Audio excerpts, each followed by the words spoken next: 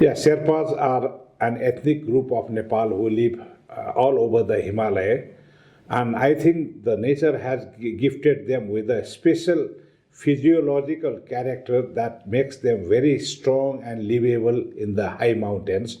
They are great climbers and they make Nepal very famous for climbing, and that's what Sherpas are. Thank you for your understanding. Since you have experienced the trek to Mount Everest base camp, now you have seen Everest, Lhotse, Amadavalam, and many other mountains.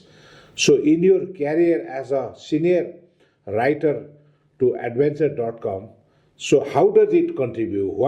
How do you feel that your recent trip is significant?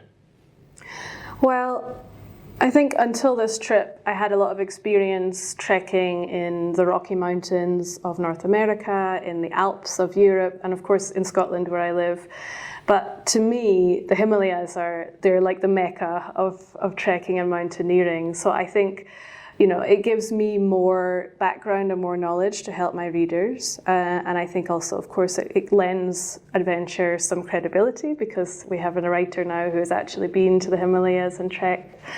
And I think it's just, it's a wonderful experience to have been in these big mountains and to understand more the challenges that you face in the Himalayas, which I think maybe are more unique. You can trek in the Alps and never really go into high altitude, but you can't do a whole lot of trekking, I think, in the Himalayas without entering into that zone. So I think it helps you understand more what the challenges that people face here.